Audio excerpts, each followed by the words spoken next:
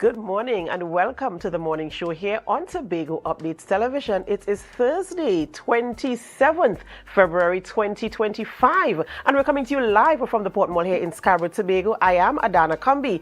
This is the day that the Lord has made, and I will rejoice and be glad in it.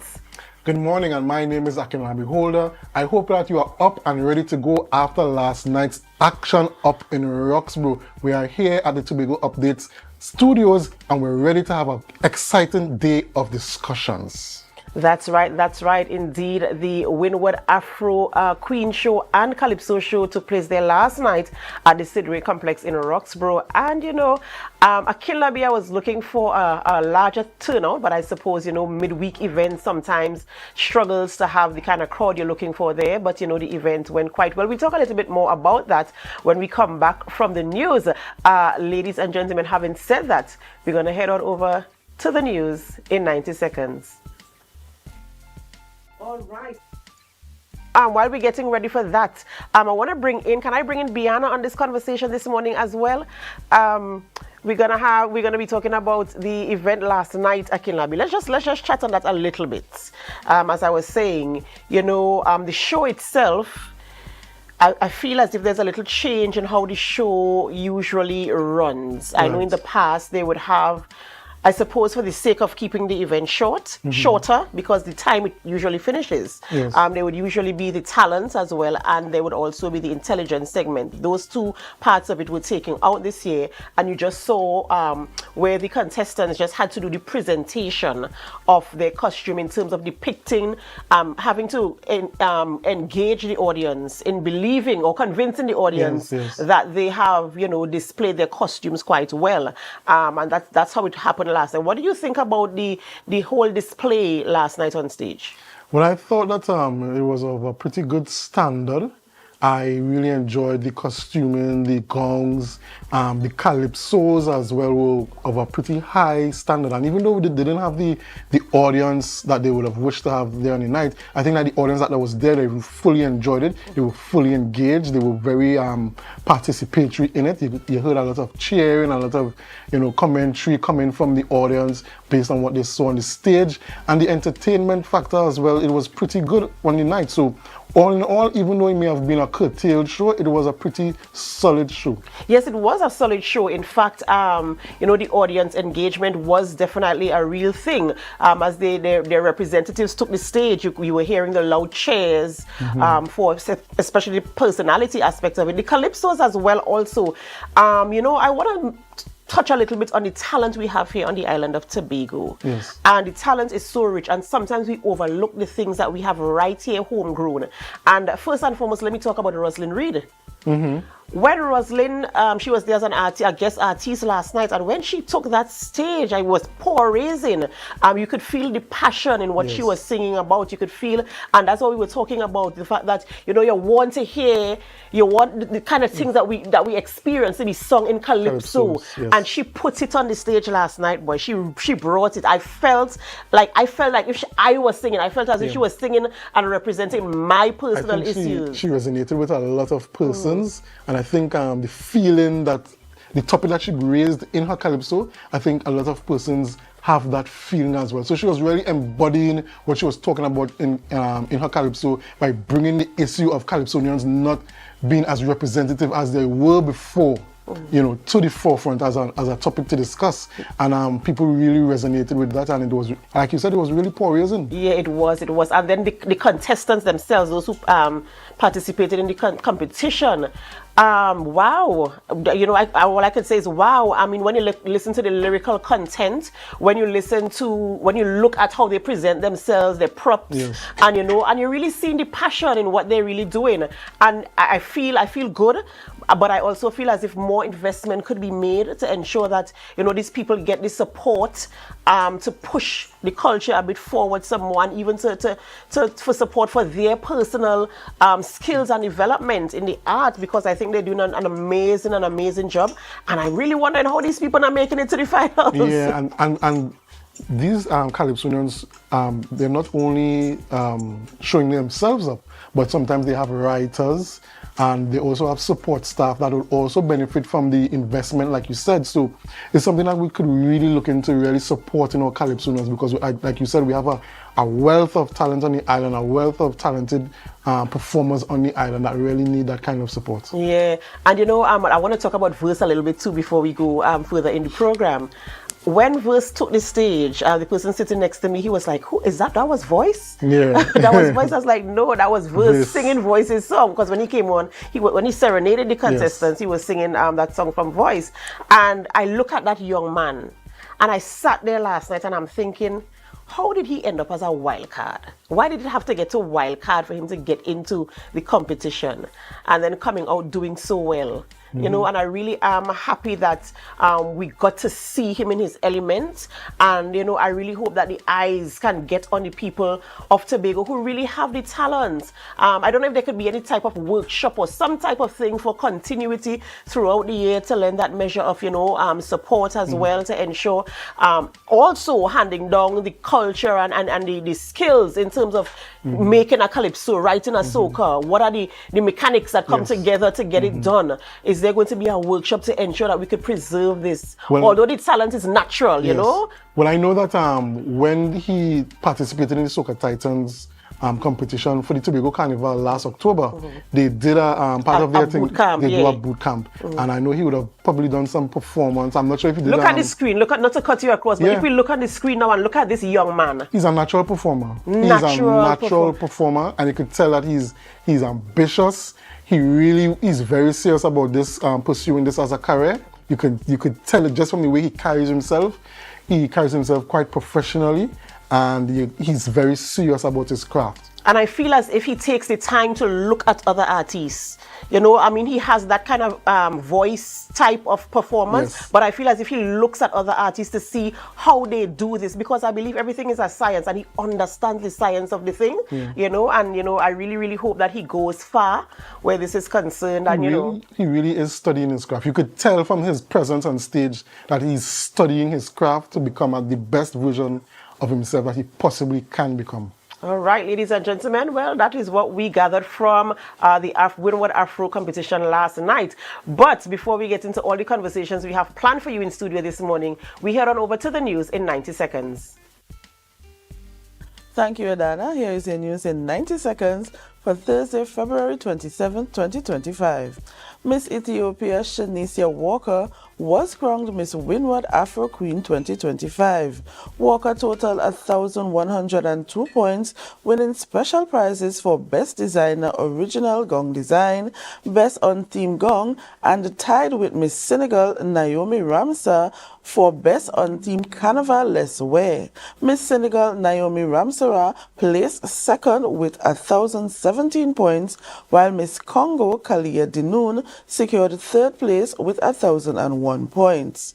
In the Calypso segment, Nicole Thomas Clark won the 2025 Windward Calypso Monarch title with points 460 for her performance Crown Jewels. Castan Cupid placed second with 449 points with his rendition Here Again, while Dylan Thomas took third place with 428 points for his rendition Hard Like Banga.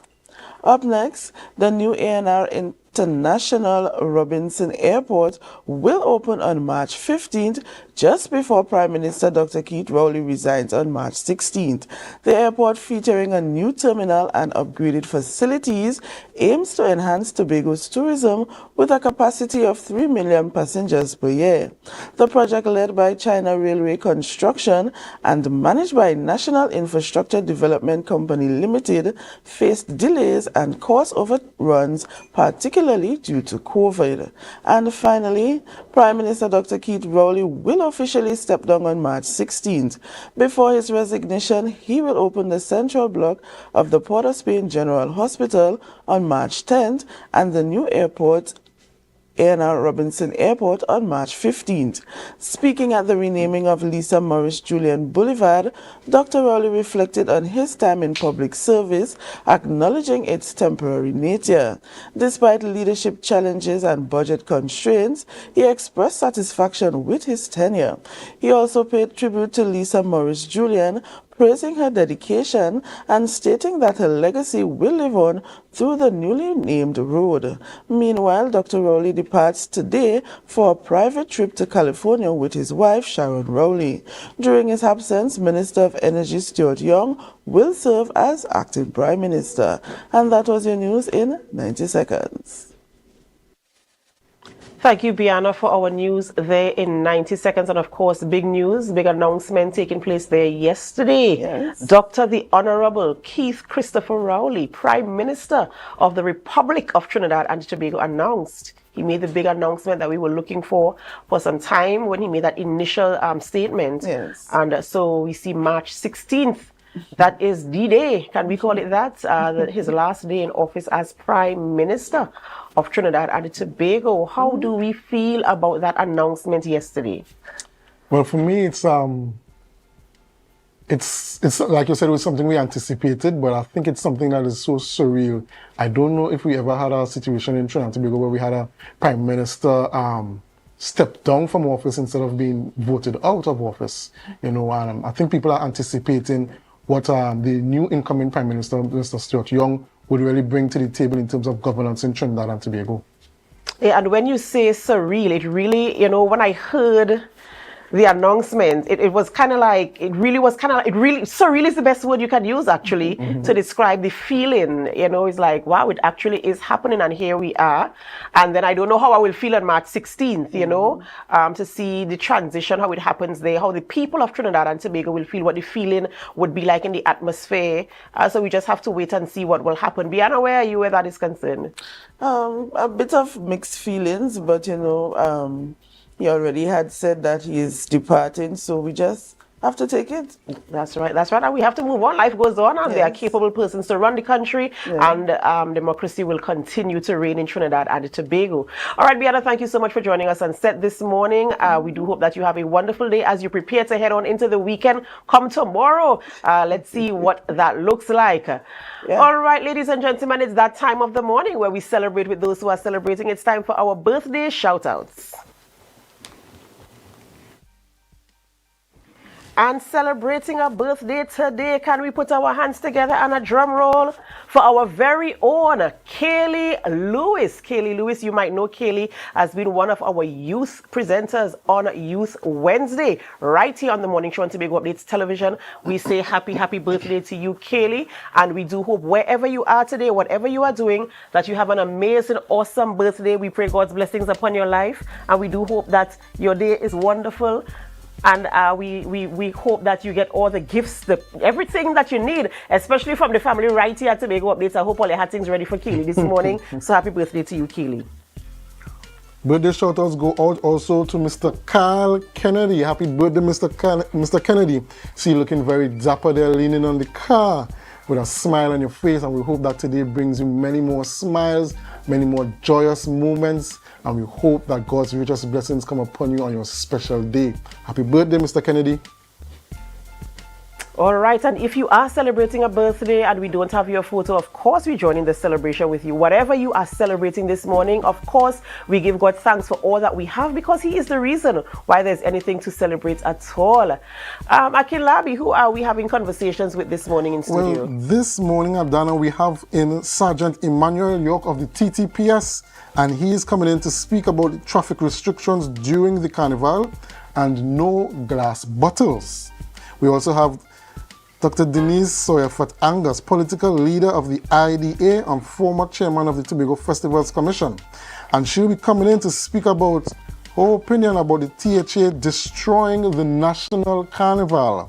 And finally, we have Mr. Dexter Sandy, the chairman of Iconic Mass, and he will be coming in to speak about FAO and SAM. All right, thank you so much, Akinlabi, for that rundown there this morning. Ladies and gentlemen, we thank you so much for joining us. And whether you are viewing on our Facebook live stream, on our YouTube channel, or on AMPLIA 102, or Flow 121 or 130, we thank you so much for being a part of our morning this morning and for bringing us into your morning as well. Remember, up next, it's Sergeant Emmanuel York of the TTPS. He's up next. That's where our conversation begins this morning, so do stay with us. And as you stay, we invite you to help us. Share the live. Share the live, share the live.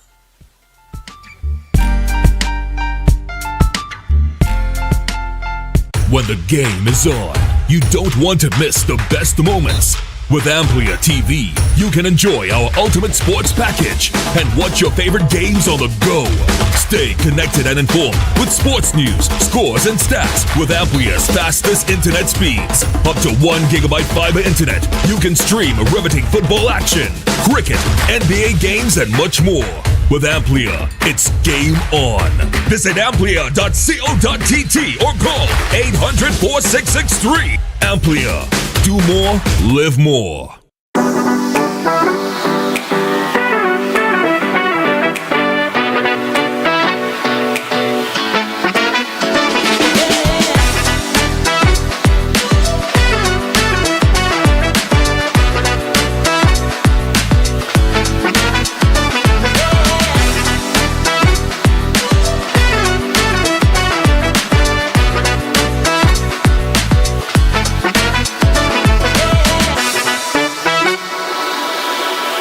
So guys, there are some new developments in housing in Tobago. So it's goat racing time.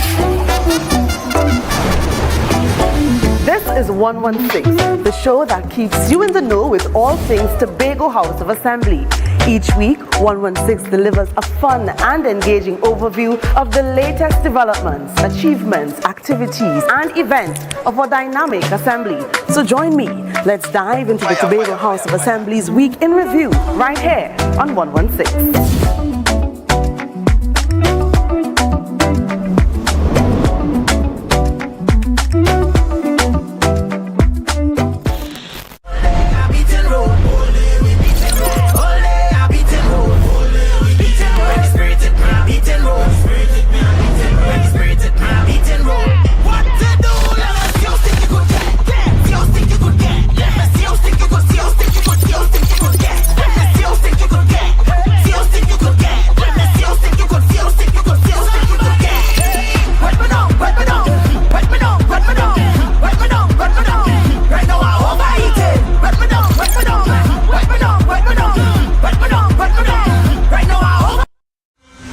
The Tobago Rhythm and Soul Festival. Feel the beat. Embrace the calm.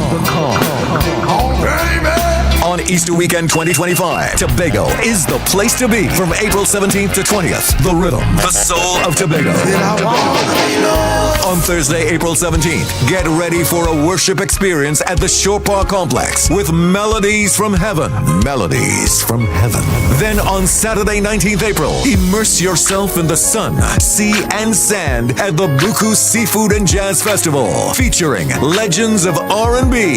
On Sunday, 20th April, we bring the curtains down at Parade Grounds, Dwight York Stadium for Fusion. Get your tickets on islandetickets.com now or visit TobagoFestivalsCommission.com for more info. Tobago Rhythm and Soul Festival 2025. Feel the beat. Embrace the calm.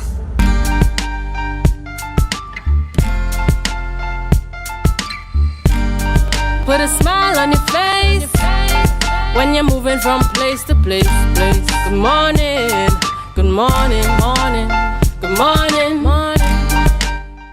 Welcome back to the morning show here on Tobago Updates Television, and thank you so much for staying with us. We begin conversations this morning with Sergeant Emmanuel York of the TTPS as we talk about traffic restrictions for Carnival 2025. As you are aware, we're heading into the weekend where there will be parades on the streets, and of course we need to know where we can and cannot drive. Good morning and welcome. Good morning, Adana, and good morning to the viewers. I am Sergeant York, And I'm here just to assist you this morning. That's right. And we appreciate your assistance, of course, our friends at the TTPS. You know, we do love having conversations with you guys as we get the information that we need to ensure that we are law-abiding citizens here in Tobago. And of course, as I mentioned, there will be parades in Scarborough and certain areas as well. And so there must be restrictions in order to control the flow of things for the entire weekend, as it were. So just talk us through some of the areas where there will be parades and how the traffic will be diverted to ensure a smooth flow of what will happen during the carnival season. Right, Adana. On Saturday, we will be having Kiddies Carnival in Roxborough. Right, there will not be traffic restrictions for that as per se, because that event basically takes place at the Sid Gray Stadium compound. So it's not really on the road, so we don't have traffic restrictions for that. On Sunday, the Kiddies Carnival moves to Scarborough. This is where we'd have some traffic restrictions. Now, we know that Carnival comes around every year, and some persons are going to be inconvenienced. Our function is to try to minimize the inconvenience that persons have. So we do as little as possible, but to ensure that persons are as safe as possible. So the restrictions in Scarborough would be from where we call Bay Street, that is just in the vicinity of Church's Chicken, right? We would have that from that area would be blocked off. Straight down along Carrington Street onto the Calypso Rose Boulevard, up Orange Hill Road to in the vicinity of Yachts, there will have another blockage there, right? On the North Side Road, at the area of the traffic lights, the Wilson Road traffic lights, right? There's going to be blockage there, because the route that is going to be taken by the masqueraders would be from along the Calypso Rose Boulevard. They intend to stay at two starting points generally, down at the Coast Guard base and at the Gardenside car park. So they will be parading along that entire route. So that area will be totally blocked off from traffic. That will be for Scarborough. And that blockage will also transcend into Monday morning for the Juve and the traditional mass during the day. And I'm sure you know that the night mass has now moved from Roxborough. So there will be no night mass in Roxborough. The night mass is now in Scarborough. So that traffic restriction will also be in place for the night mass in Scarborough on Monday night. All right. So are there time frames in which these restrictions will come into play, or is it going to stay, once it is set for Saturday, it stays for the entire period until after? And I'm asking this primarily also for persons who either reside in the areas or have to conduct any type of business per se in those areas. What are the hours that they can use the area without the restrictions, or should they request or require or apply for rather a permit to get in and out of those areas should they need to? For instance, residents of, let's say, Dutch Fort, Sangsters Hill, Smithfield, those areas, if they want to come and go, how do they get through those areas? Right, and that's a very good question. Now, the residents of the area who lives in the Sangsters Hill, Dutch Fort area, once you show a proof of address, you would not need a pass to get through. The officers there have been briefed to know that persons who are living in the area could go to their residence, right? So they don't need a pass. Right, the restrictions for Sunday, right, that would start somewhere around 10 a.m. and that goes through until 6 p.m. Right, for Monday morning for the Juve, that starts at 3 a.m. The Juve generally starts at 4, so we want vehicles out of the area before the Juve starts. So at 3 a.m., the restrictions would be starting. Those restrictions would be going through Monday because after the Juve finishes at 10, we have traditional mass that is supposed to start at 11. And that goes into the afternoon, and then we have night mass to start. So that restriction generally runs through the day.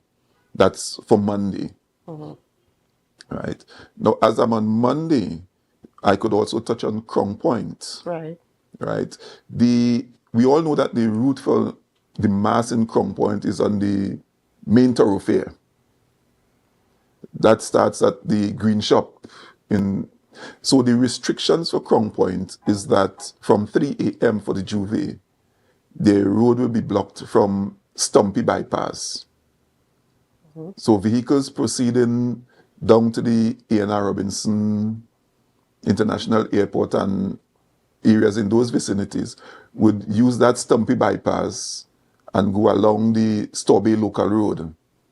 That would be the main thoroughfare for vehicles who are not involved, who are not to be in the carnival celebrations. That is also the route that will be used by emergency vehicles to get to and from different areas within the carnival for any eventuality of any emergencies. All right. Seems as if we have it covered there. I mean, as you mentioned before, it's not the first time that we've had carnival on the streets of Scarborough, Crown Point, even Roxborough.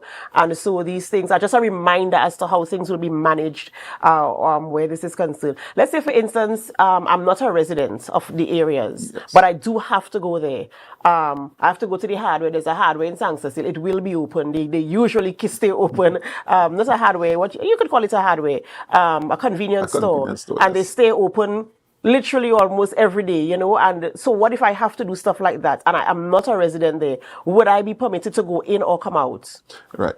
Persons who have to be within the restricted area are granted pass. They could apply to the senior superintendent for a pass. There are 3 different types of passes that would be granted to persons. There is the restricted access. So you see, as they talk about the person who has to go to that specific place, right? You have a restricted access pass, and it would stipulate exactly where you can go with that pass, right? We have the all access pass. That all access pass gives you, as it says, all access.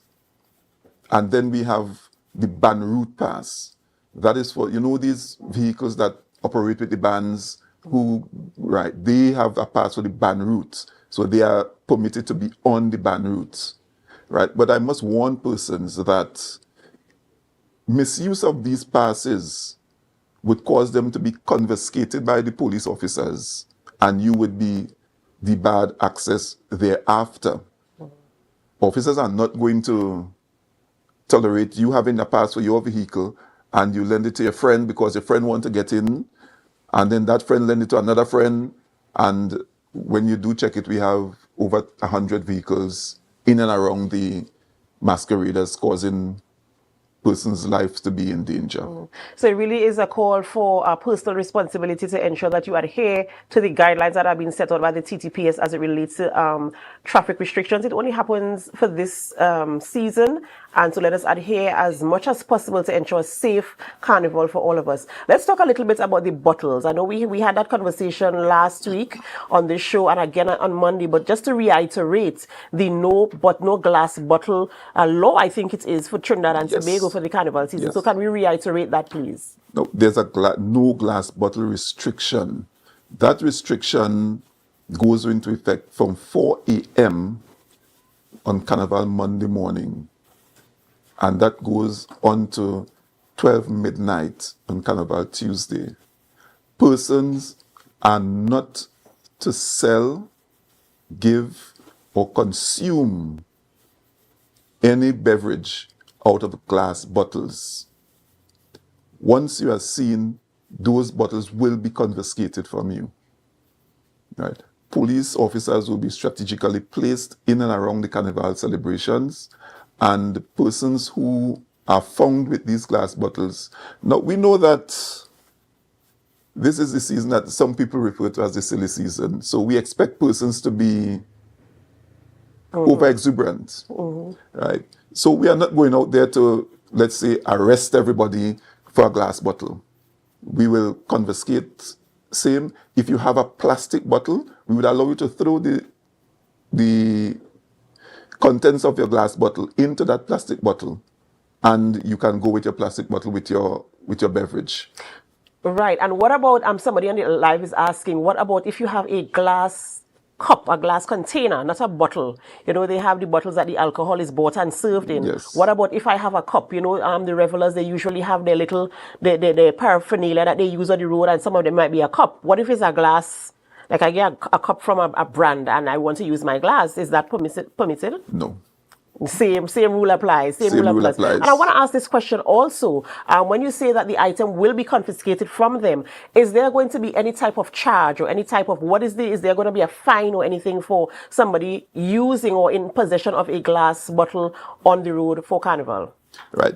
The law has a penalty for persons if the police charges you for it. Right. You can be fined up to $1,000 and imprisonment for 6 months. Right. But I'm saying that we are not coming out there. We know what season it is. We are not going out there to arrest everybody and charge everybody for a glass bottle. But the possibility exists that you can be arrested. Yes, that you can be arrested if you persist to not adhere to what you will be spoken to before.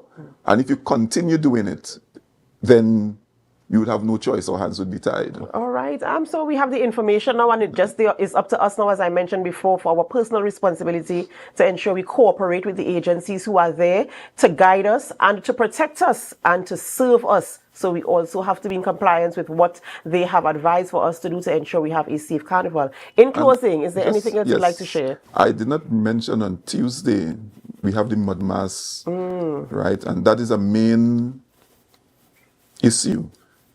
The mud mass will be leaving Codler Hall at 5 p.m., right? I want to use this medium to ensure that persons know out there that they will be leaving at 5. They advertised it for 6 o'clock, but I spoke with the band leader yesterday, and 5 o'clock they will be leaving, and they will be proceeding along the Claude Noel Highway. Now, we are not going to be blocking the entire highway for the mud mass, right?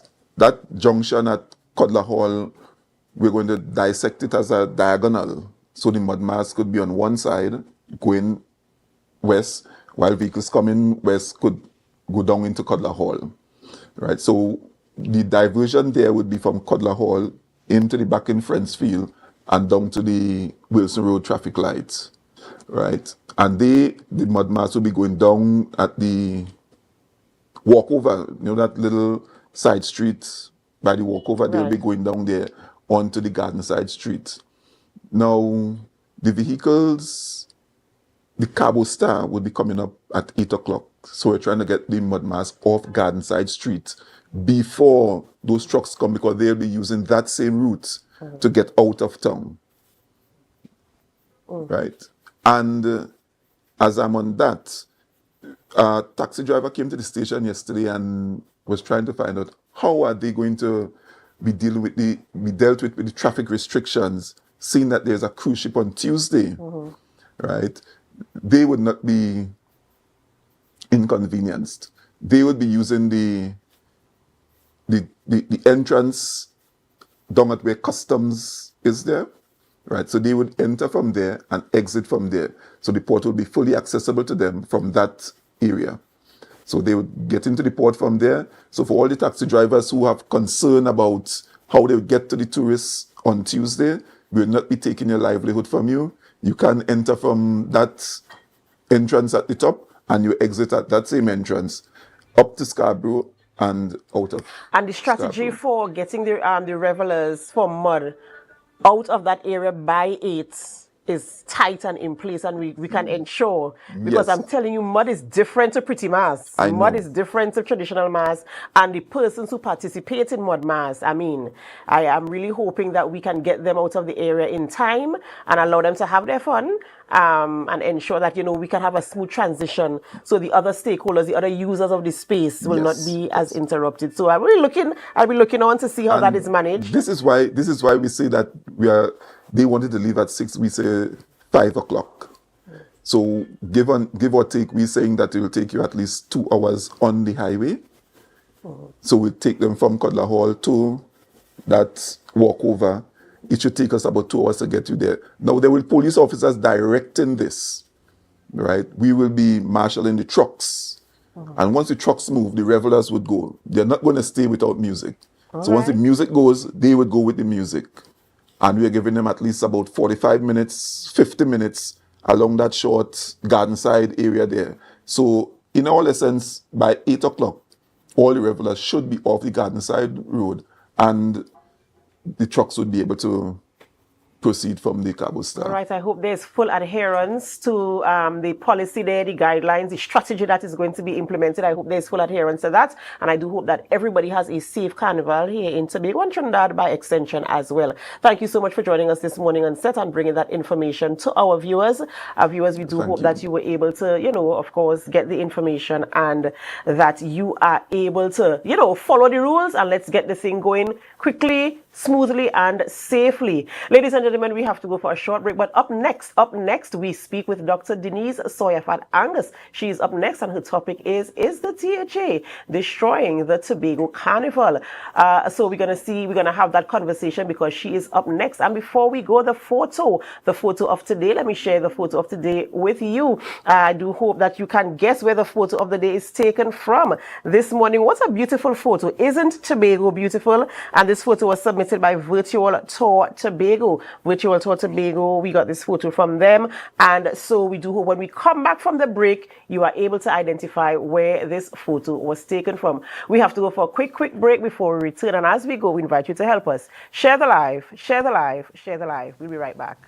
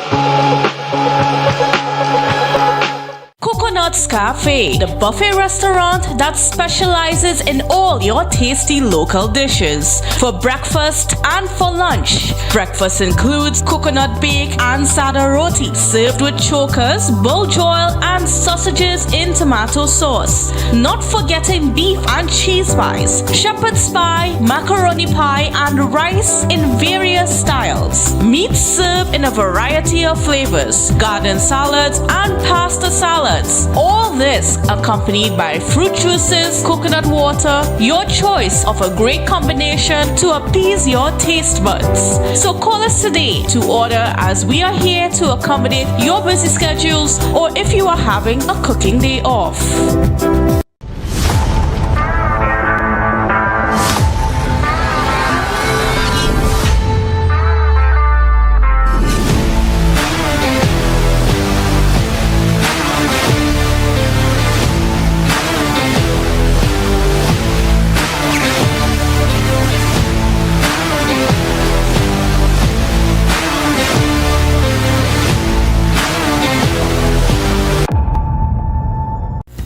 Glass Supplies has been a leading name for over 37 years in the glass and aluminum market in Tobago. We provide an extensive range of high-quality, innovative aluminum and glass products for commercial and residential use. Competitive prices with superior and professional services by committed employees who are guided by rigid quality standards. Tobago Glass Supplies specializes in the manufacture and installation of glass and aluminum products that are essential to today's homeowners and the business environment. We are engaged in marketing, sales, and installation of a variety of products. These ranges from windows and doors to necessities such as mirrors for homes and vehicles, designed and manufactured in-house or imported.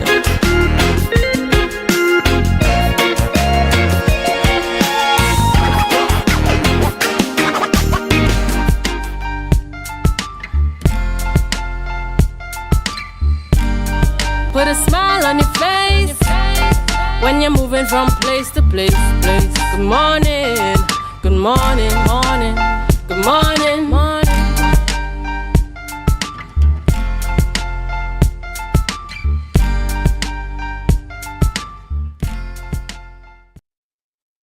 Welcome back to the morning show here on Tobago Updates Television, and thank you so much for staying with us.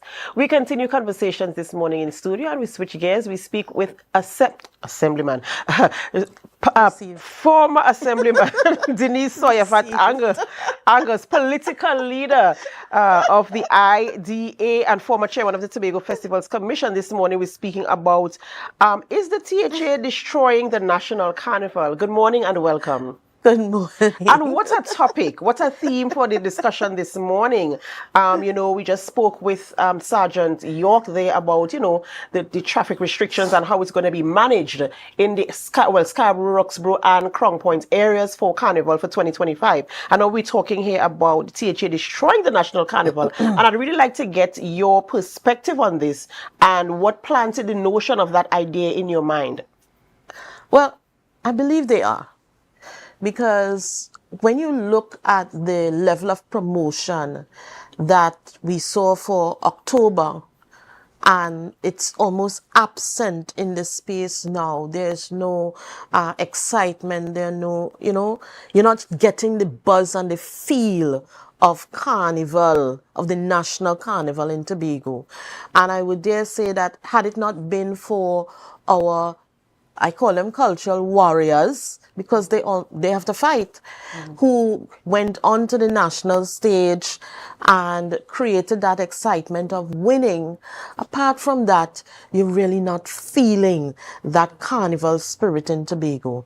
And I dare say that we have to thank those Calypsonians who are singing in the tents, and the tents that are going around to communities and singing, entertaining communities. Other than that, there's no carnival. I think the reason, you mentioned the hype and the marketing that goes into October is absent for the National Carnival here in Tobago. But I think the creation of the October Carnival was because there wasn't much interest in the National Carnival here on the island. You see a lot of people migrating to Trinidad for the on-the-road part of the carnival in Trinidad. And I think that's why the October Carnival was introduced. But you still... there are events that take place on the island of Tobago, as you mentioned, the warriors who are the cultural warriors who are fighting, and you see programs being implemented by the Division of Tourism. You see the roving, the Calypso. You see all of those things happening. Is it that you're saying that is not enough and there's more that could be done in your estimation? What are some of the things you think should remain or should return or should be included in the build up to the National Carnival in Tobago? Well, let's look at it, and we're talking about, I like to talk about development of an industry rather than offshoot of events. And what we're seeing is the events that are happening, but you're not seeing the developmental thrust towards an industry. Supposedly, we have the youth pan activities today. Where was that advertised? I don't know who knows about it. It's happening down in Buku.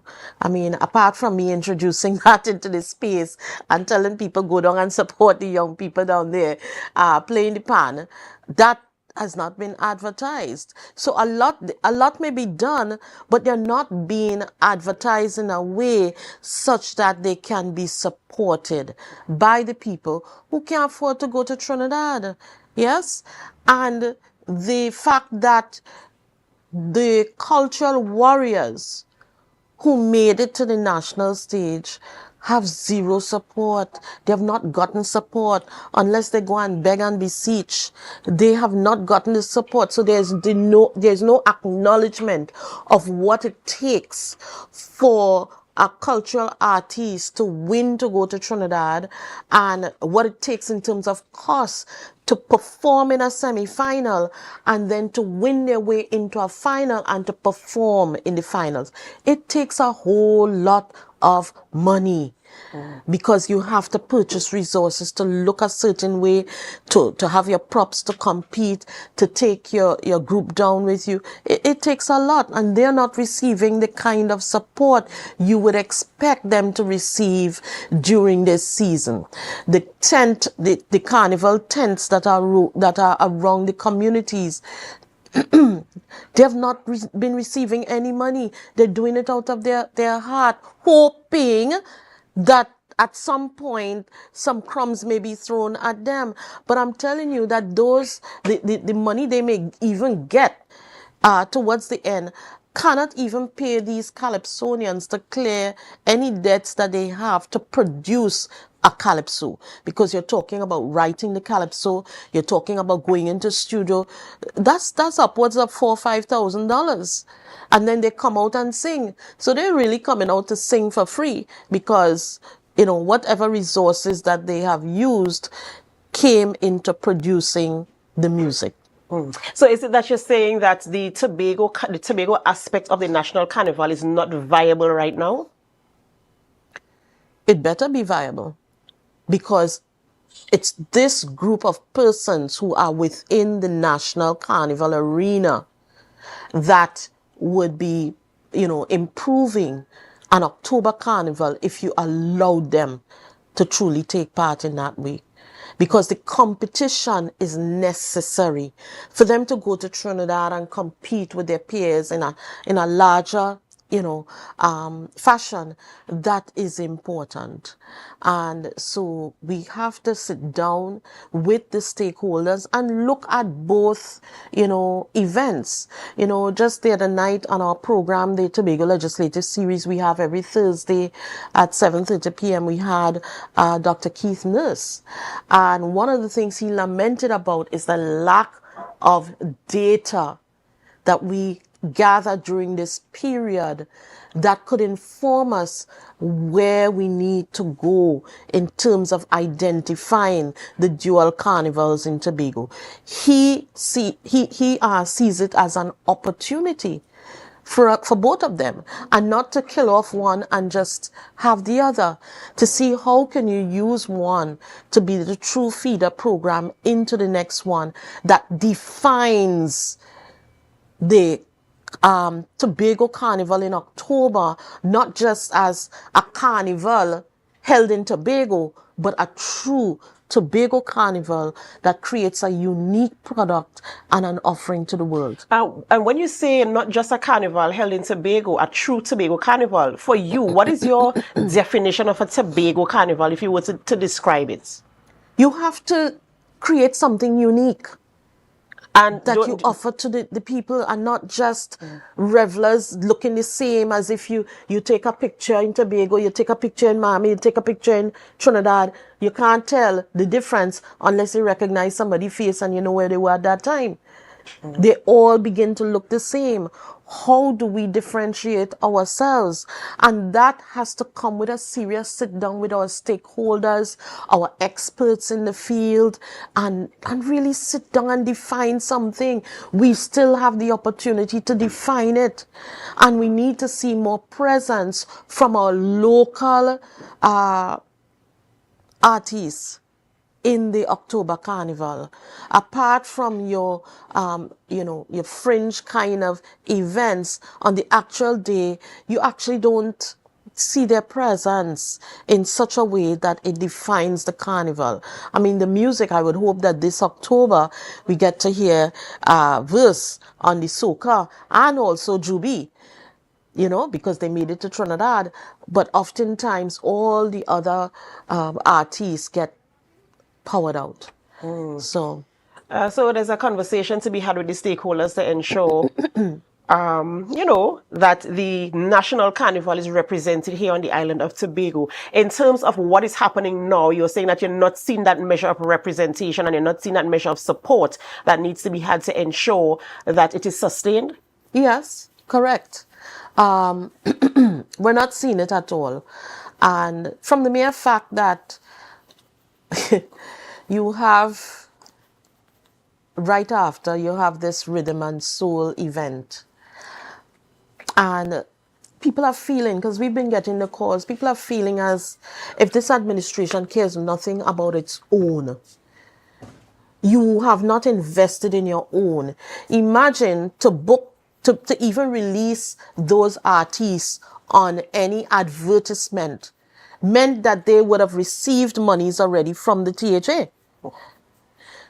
But we have a standard carnival that occurs during this period, and up to now, monies cannot be released to any of the stakeholders involved in the activities. I even understand that they are having challenges with service providers who are holding back because they feel that they've not been paid in close to a year. So why go out and give my stuff again and we have not been paid?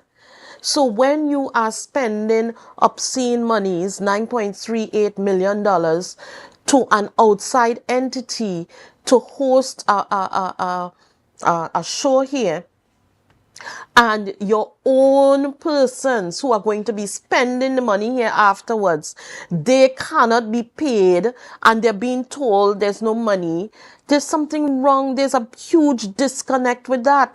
And I think if people felt that, okay, there's no show coming and you say there's no money, then we understand then. But people seeing money spending elsewhere, big money spending elsewhere, and their little money, they don't have access to it. So they feel punished in their own country.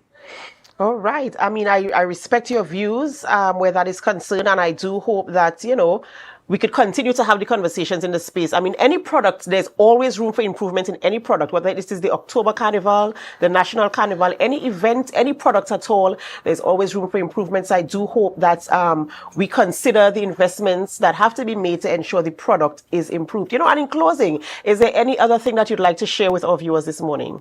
Well, I certainly hope that we have a safe carnival. It is quite unfortunate.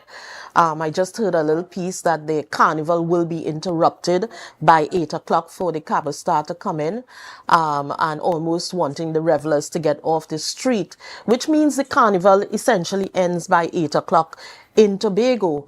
And so I don't know if there wasn't additional thought that could have been, gone into that, some innovative route that they could have created that would not have affected the end of the Tobago Carnival in Tobago by 8 p.m. On Tuesday. But despite that, let us look forward to having a safe and healthy carnival period. I am definitely going to Tuesday Calder Hall.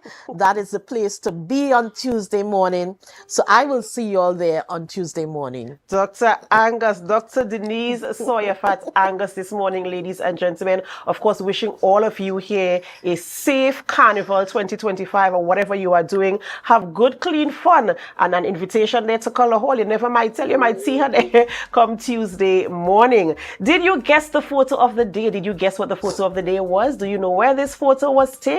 Can you guess it? I am being told that this photo was taken at Turtle Beach. Yes, at Turtle Beach, this photo was taken, and I hope you were able to guess it. And we say thank you, of course, to Tobago Tours for submitting that photo of the day this morning. Ladies and gentlemen, we have to go for a short break before we continue conversations in studio. Yes, we do have to go for a break. And up next, we have Mr. Dexter Sandy, the chairman of Iconic Mass, going to have conversation with you in studio this morning. As you are aware, we're talking all things Carnival 2025. So, of course, we're going to be talking about those things. And before we go for that break, we invite you to help us. Share the live, share the live, share the live. We'll be right back.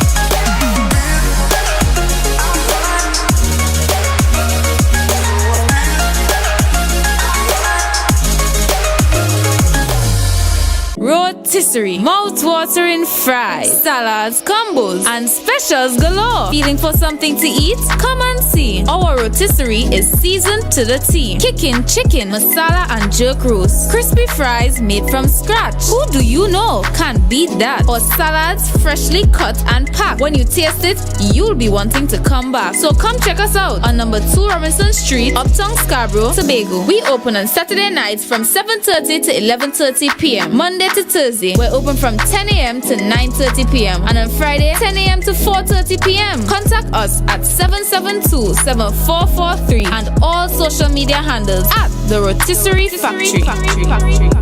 MI4 Security Services Company is the most advanced security service in Tobago. Ask about our cash and transit service. It's safe, risk-free, reliable, and timely. We provide safe banking delivery for all business types and sizes with highly trained staff, 24/7 monitoring, coordinated emergency response, and a well-maintained fleet of armored vehicles. Contact us at 660-7723 or visit our website at www.mi4securitytt.com to sign up today.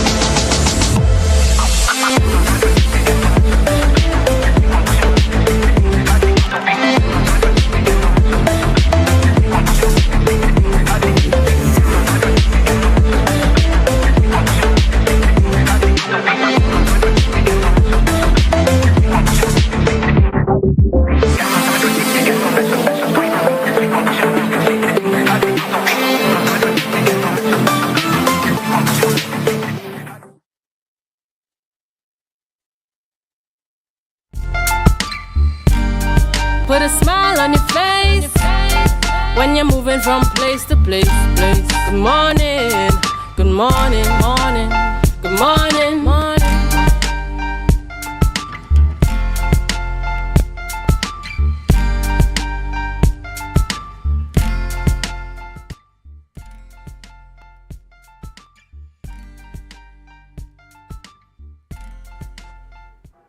Welcome back to the Tobago Updates morning show, and we have our final guest for the day in Mr. Dexter Sandy, chairman of Iconic Mass. But before we speak to Mr. Sandy, we want to go to the Tobago back in the day photo.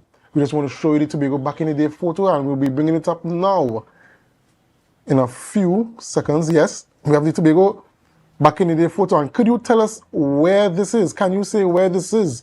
Make sure to give your answers on our live on Facebook and on YouTube, or Tobago back in the day photos. So now we have on set with us Mr. Dexter Sandy, chairman of Iconic Mass, and he's here to speak with us about FAO and SAM. Good morning, Mr. Sandy. Morning to you and all your viewers. Okay, so Mr. Sandy, tell us about the combo weekend of FAO and SAM. Well, definitely it's just about a week away. You know, Carnival is getting into the peak, and Tobago is the destination of choice for all the revelers to come to and just kind of kick back, relax, and reminisce. And what we have done is created 2 events that even when they come to kick back and relax, they can still party a little bit. So FAO is on Friday the 7th of March. It's in the morning at Pigeon Point Heritage Park. And SAM is Saturday evening, 6 p.m. at 4 Acres Villa. And right now, you can get to attend those 2 events for just the price of $700. Now, it's really a wow deal. A lot of people have been purchasing the tickets. I know tickets are running out as we speak. But you can get them at all the outlets that are published.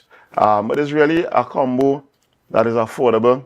You just spend a lot of money fetting in Trinidad, partying in Trinidad, playing mass. Right? They come across to Tobago. That's literally just about $100 US. And you could attend 2 cooler events. One that is food inclusive, that's SAM, and you're getting top of the line entertainment from Bungie Garland, Fian Lyons, Michael Teja, Voice, Kutin, Full Blown, GBM, wow. Juby, Verse. I mean, it's over 10 entertainers going to be there, and we also have Evolution, the band, at Sam. So there's a lot of entertainment you're going to be getting in that package. So I would say go out to the ticket outlets, take advantage of it, and try and purchase your tickets from now.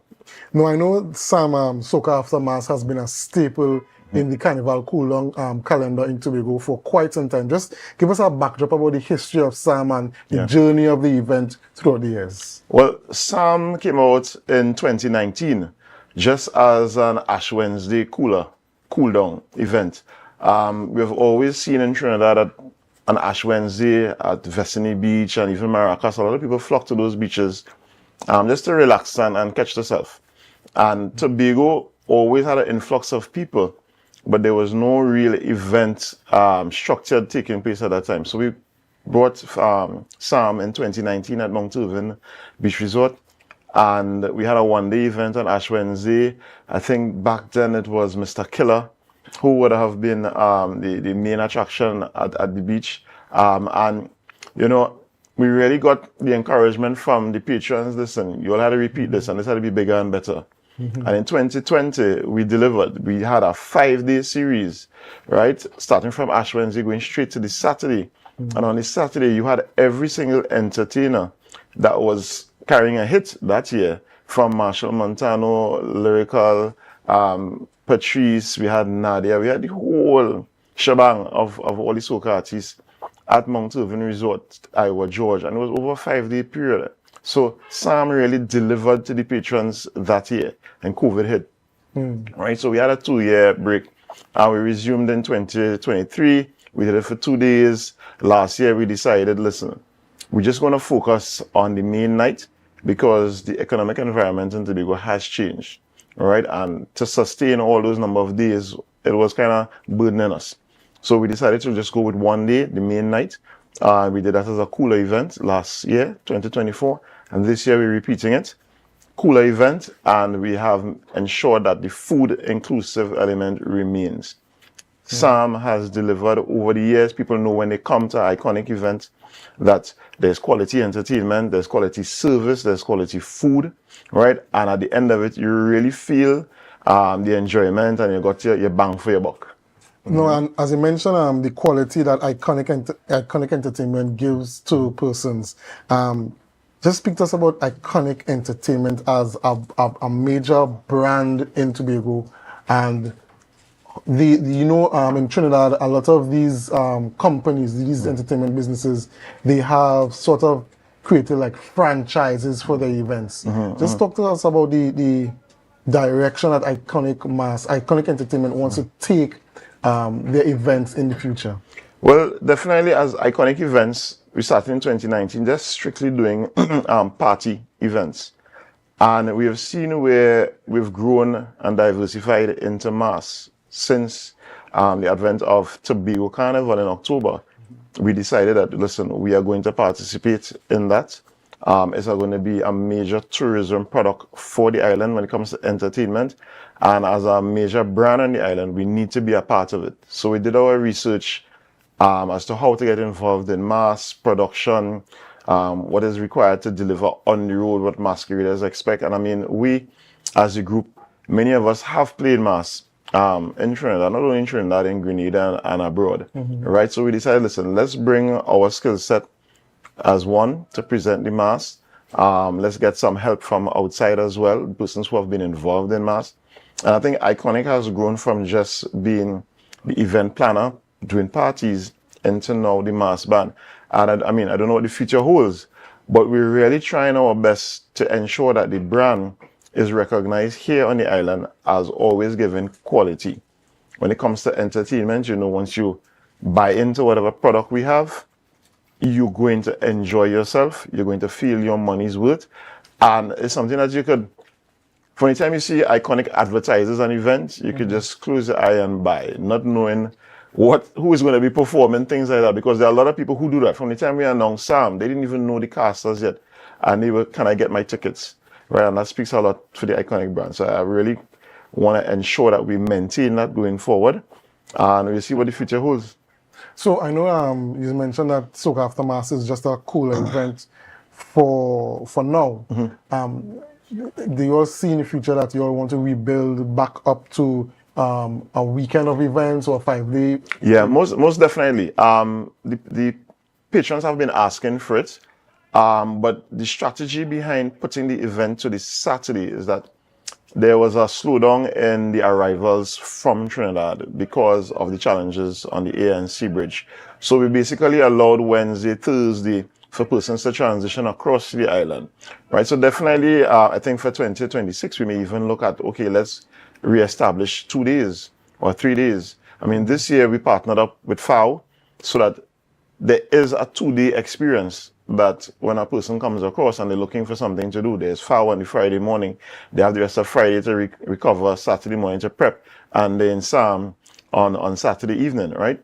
But definitely we would revisit it next year and see what else we can do to ensure that from those who arrive on Ash Wednesday, they have something to do, right? Related to Iconic. Okay, well, thank you very much, Mr. Sandy. Before you go, just give us one last pitch and tell persons where they could get the tickets and that kind of thing. Yeah. So, SAM, Soca After Mass, this is the Coolers and Cocktails edition. You can get your tickets at 7th Avenue Apparel, Lost Restaurant and Lounge down at the Lowlands Mall, East Bay Fashion. You can get it at Pure Vanity Clothing, even Barcode on Milford Road. Those are the physical outlets. You can get your SAM tickets. You can also get the combo tickets with FAO at those outlets. Even at Jade Monkey Bar, you can get the combo. But the SAM specific tickets, you can also purchase those on www.islandetickets.com. We have all the tickets there available. SAM by itself is $500, right? And as we said, it's a cooler, so you could walk with as many drinks as you want. Don't walk with the chase and the ice. We have it, right? No oversized coolers, no glass bottles would be allowed. If you are at the door with your glass bottle, we will transition it into plastic because we want to make sure that inside the environment remains safe during the party. But you're getting the best of entertainment. You're getting Michael Teja, Full Blown, Kutain, Verse, GBM, Juby. We have Evolution the band. And for persons who don't know Evolution the band, their lead singer is Sucre. So Verse came second in the youth competition. Sucre came first. And he's the lead singer. So he definitely will be here with his band at SAM. Right? So from 6 p.m. next week, Saturday, make sure you're at the door at 6 p.m. We will be open to the public. We will be serving the best of delicacies. And one thing, as I said, delicacies, one trump card that we hold for the event. You're not just coming to get the regular food. This year, SAM has brought on board the Tobago's very own Harvest God. Right? So Harvest God will be at SAM with all his delicacies, his Creole flavors. Right? You know, Harvest God is a man always up in country for harvest, right? With the wildest of meats available. Right? But you're going to be able to taste his hand at SAM. We think that is a plus for us, as a plus for Tobago. So even the visitors coming to the event, they get a taste of Tobago authentic cuisine. And that's what Iconic does. We make sure we dig deep, do the research, and see how we could integrate Tobago, showcase Tobago to all the visitors. Yeah? So that's SAM in a nutshell there. Okay, well, ladies and gentlemen, you heard it from the man himself, Mr. Dexter Sandy, chairman of Iconic Mass, talking about the doubleheader coming up next weekend, FAO and SAM. Well, ladies and gentlemen, that's all we have for you today for the Tobago Updates Morning Show. But before we go back to the Tobago Back in the Day photo. The Tobago Back in the Day photo, there it is up on screen. And for those of you who may have guessed it right, it is Pigeon Point. Yes, it is Pigeon Point back in the day, long enough for it to be a black and white photo. If you have any Tobago back in the day photos that you would like to share with us, please email us at info@tobagoupdates.com or WhatsApp us at 284-6597. Send in your vintage photos to us. That's all we have for you today, but don't leave just yet. We have GMT coming up next with Chanel Felix. Right? So do us a favor. Share the live, share the live, share the live. We'll see you again tomorrow morning.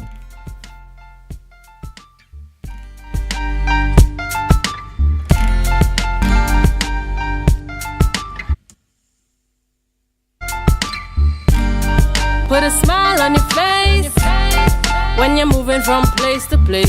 Good morning, good morning, morning. Good morning.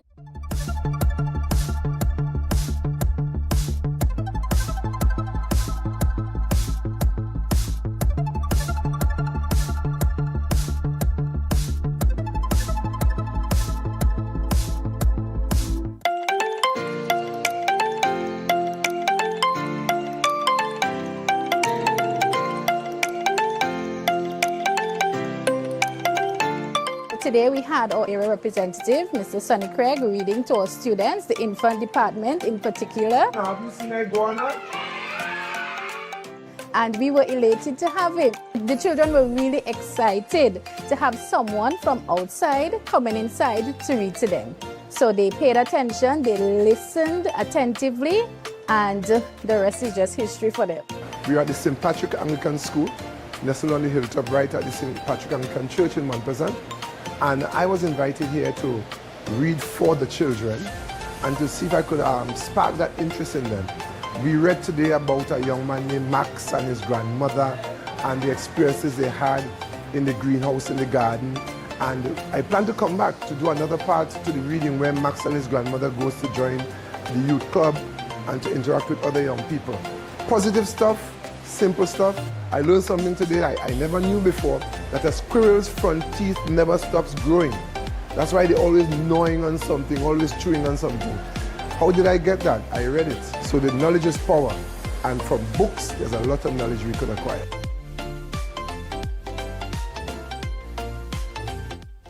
This is bedtime storytelling. Yes, it's still lit outside, but we have children in their pajamas, and they have the blankets, and we're having games. And it is to celebrate World Read Aloud Day. This library is mind-blowingly staffed, very pleasant, very creative, very willing, nurturing. The children love them. So I'm happy that they did something for Read Aloud Day. I usually look forward to the annual pajamas Read Aloud. And the setting is lovely, and the local author and encouraging Miss Spencer to come and read aloud and talk about why reading is important is great. So I'm glad that they embraced it and they actually facilitated it. My name is Felicia Spencer, and I am a teacher of 25 years. I'm the author of Finding My Baby Doll. The book was all about a young lady who is entering Standard 1, and she was very nervous about doing that, finding new friends, and how she got to overcome those difficulties in that Standard 1 first day. My book is available online on Amazon, and you can pre-order from me. The number is 737-3284. Tobago Library Services is all about bringing learning and fun and interaction and events to our local public. So we invite you to come to the library. We are open Monday to Friday, 8:30 to 6 p.m. and on Saturdays, 8:30 to 2 p.m. So we can't wait to see you at our libraries. That was a production of the Department of Information, Office of the Chief Secretary, Tobago House of Assembly.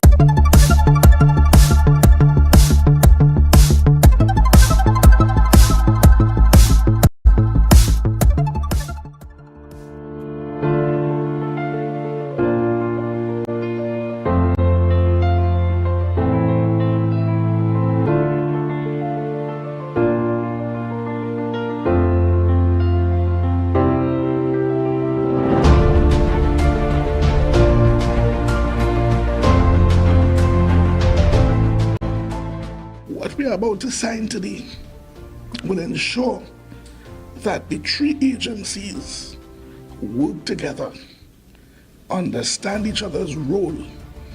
There will be no duplication of efforts. Where one stops, the other begins. We cannot do it all, so we need the support.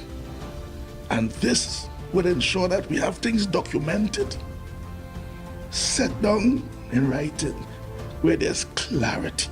The TRHA and the executive management of the TRHA is committed to providing the resources that are integral in making this collaborative effort work, because ultimately we are not the beneficiaries of this MOU. We are the stewards of the MOU.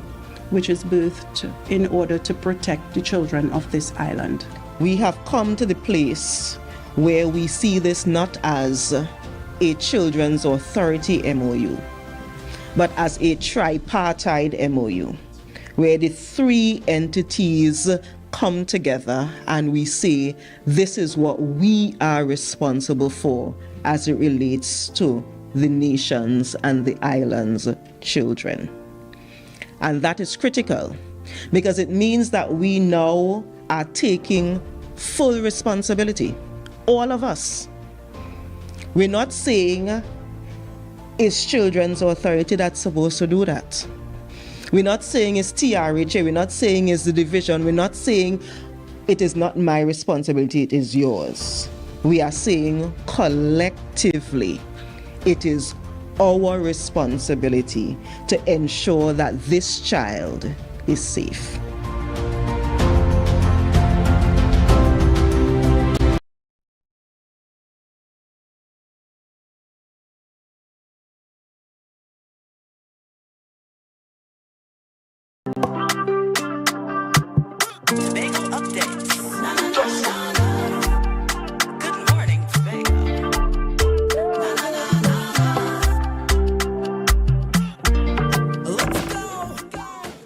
Welcome back to Good Morning Tobago right here on Tobago Updates. I am your host, Chanel Felix. And you know, whenever you see me sitting here, it's because we're about to have those conversations that you want to have, while I ask those questions that you want asked. But before we get into this morning's interesting topics and conversations, let's have our news in 90 seconds. The new A&R Robinson International Airport will open on March 15th, just before Prime Minister Dr. Keith Rowley resigns on March 16th. The airport, featuring a new terminal and upgraded facilities, aims to enhance Tobago's tourism with a capacity of 3 million passengers per year. The project, led by China Railway Construction, managed by the National Infrastructural Development Company Limited, faced delays and cost overruns partly due to COVID-19. Additionally, Prime Minister Dr. Keith Rowley will officially step down on March 16th. Before his resignation, however, he will open the central block of the Port of Spain General Hospital on March 10th and the new A&R Robinson Airport on March 15th. Speaking at the renaming of the Lisa Morris Julian Boulevard, Dr. Rowley reflected on his time in public service, acknowledging its temporary nature. Despite leadership challenges and budget constraints, he expressed satisfaction with his tenure. He also paid tribute to Lisa Morris Julian, praising her dedication and stating that her legacy will live on through the newly named road. Meanwhile, Dr. Rowley departs today for a private trip to California with his wife, Sharon Rowley. During his absence, Minister of Energy Stuart Young will serve as acting Prime Minister. And finally, Miss Ethiopia Shanicia Walker was crowned Miss Windward Afro Queen 2025. Walker totaled 1,102 points, winning special prizes for Best Design, Original Gown Design, Best on Theme Gown, and tied with Miss Senegal Naomi Ramasa for Best on Theme Carnival Less Wear. Miss Senegal Naomi Ramasa placed second with 1,017 points, while Miss Congo Kalia Dinoon secured third place with 1,001 points. In the Calypso segment, Nicole Thomas Clark won the 2025 Windward Calypso Monarch title with 460 points for her performance with Crown Jewels. Caston Cupid placed second with 449 points with his rendition Here Again, while Dylan Thomas took third place with 428 points for his rendition Hard Like Banga. And that was our news in 90 seconds. This morning we are chatting all about girls and women and their role in leadership and development. This morning I have the privilege of sitting in studio and chatting with Miss Sophia Cooper. Good morning and welcome. And she is representing the Assembly Legislature. Good morning. Good morning, and thanks for having me. Right. I mean, it's always a pleasure to have you here. And whenever we're chatting, we're always chatting about what's happening at the Assembly Legislature to engage the public and how the public can get involved. But this morning, particularly, we're speaking about the International Women's Day debate. Usually, the Parliament of Trinidad and Tobago also has a women's debate. Is it on the same day? Does it clash? Tell us about, is there coordination between the two? International Women's Day is celebrated annually on the 8th of March. So since the 8th is a Saturday, it means that we'll be holding our International Women's Day debate on the 6th, which is the Thursday after Carnival. So I need to put it in context because I know people probably going to be in the cool down phase of that week. But what we want people to do is to tune in at 10 a.m. to our live stream on our Facebook page and YouTube channel, where we have 22 women who would be running their own debate. So it's not a clash between the Tobago House of Assembly and Parliament. As a matter of fact, we've been running our International Women's Day debate in Tobago for quite a number of years annually. So it is a case where we've been creating opportunities for the public to come into the space at the Assembly chamber to talk about the issues that affect them. And this year, we're zeroing in on a conversation that we don't think we've been having a lot of, which is period poverty. Excellent. And tell me, how are the women chosen for this debate? Because this is the first time I'm seeing any ads for the women's debate for 2025. And I know a lot of young persons who are interested in being a part of those debates. So how open is it, or does the Assembly Legislature select the women that they are interested in having come to the debate? We have a very active social media engagement. And so what we did was we placed the links for the registration form on our social media pages, and it took them to our website, which is tobagolegislature.org. So it was opened up for all of Tobago. If you're an individual, a student, you're representing an organization, if you've debated before, you've never debated, the criteria was just interest and being female. So the idea here is, again, giving people the opportunity to come into the space and being part of their own democracy, not just sitting back and waiting for the area rep to say, okay, this is what we're going to do, but actually do the research and then indicate what the solutions might be. And they will be doing that on the 6th of March. Excellent. And so tell us, what are the topics that would be explored for this year's debate? The international theme for the International Women's Day, and this is the theme under the UN, is for all girls and women, equality, empowerment, and their rights. So that's pretty broad, right? And the intention here is for every country to be able to take that, right, for all women and girls' rights, equality, empowerment, and apply it to their situation. So we don't want a case where we're trying to adopt somebody else's reality. And for us in Tobago, we want to focus on what that means when we talk about period poverty for girls and women. And what that looks like is being able to have your menstrual cycle with dignity. And simple things like access to clean water, the cost of period products. In addition to period products like you would expect, like your sanitary napkins, do you need medication? And you would be surprised that that comes up to quite an expensive amount for somebody who might not have a regular job. Or you might be a student and your parent has to supply your needs. These are issues that we want to come up because we're talking here about health, education, gender equality, economic growth, all of those. And those can be connected quite directly to the Sustainable Development Goals that we see that the UN is promoting across the world. So we're talking about 1, 3, 4, 5, and 6 in terms of the Sustainable Development Goals, and those deal with poverty, health, quality education, gender equality, clean water, and sanitation. So it might sound like a new term to some people when I say period poverty, but just think about how we break it down and you'd realize it's an issue that we're all dealing with. Whether Right. you're female or you have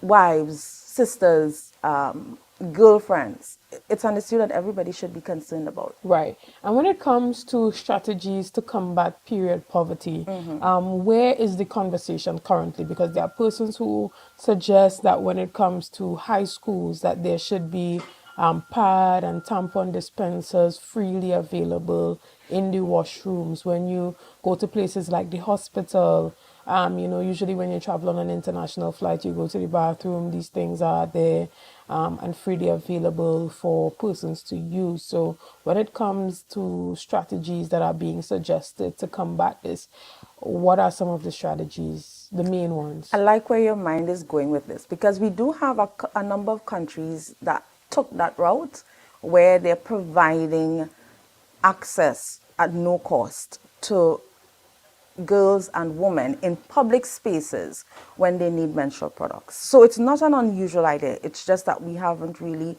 implemented it on a wide scale in Tobago. And I say not a wide scale because one of our facilitators for the training session happened to be the Secretary for Health, Dr. Faith Brebner. And she indicated that one of the things that they did recently was to create a room at their office where women and girls could access period products at no cost. A room that's also catering for mothers who need to breastfeed or to pump.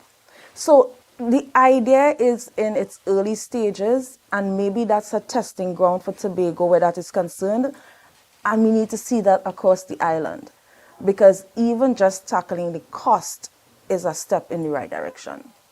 Right, and I know that, there are certain places that you will go, particularly when I was living in the Netherlands, like if you go to a bar or some types of lounge type restaurants, you go to the bathroom, they might charge you €1 to go in. But when you go in, you see that there are mints on the counter, you have those tampons, pads, panty shields, even like spray to refresh yourself, just for women understanding that it might come at a small cost. So sometimes eradicating period poverty may not always require something being totally free, but Right. sometimes just being underpriced in certain areas to allow for easier access. Let's say, for instance, you put $5 in a machine and, you might not get an entire pack, but you might get a pack with like 5. Right. You understand? Which is economic and it works on both sides. Right. It works for the I world. feel like if you should join the debate. I feel like I should have joined the debate as well, but I think I mean, just need to make a seat available to I you. feel like that because too. this is the kind of conversation we need to have. And I understand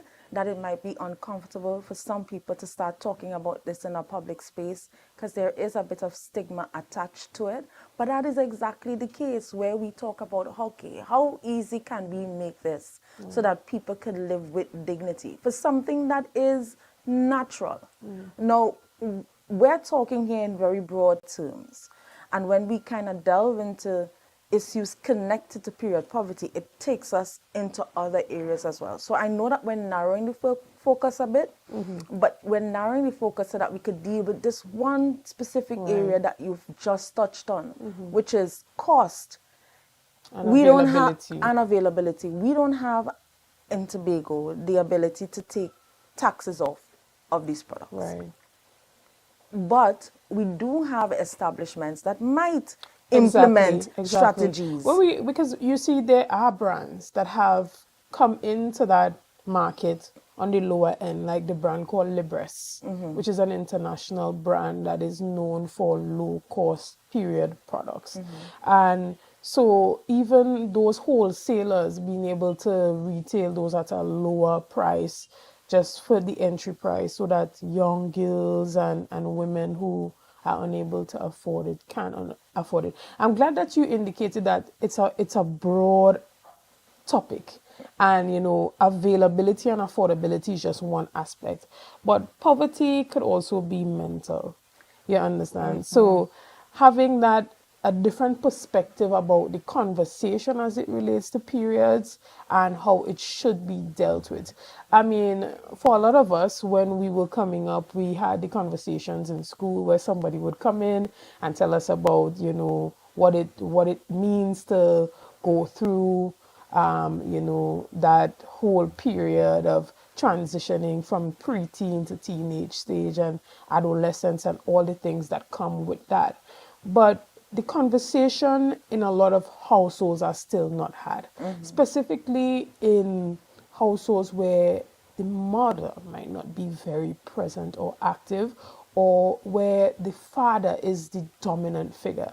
I have seen fathers bring in females that are friends, that are neighbors, that are cousins, that are sisters to say, hey, I need you to really talk to her about how she maintains herself during this time. How does she prepare by always having an extra pad in her bag? Or So here's the these type question of I things. have based on that statement. Is it that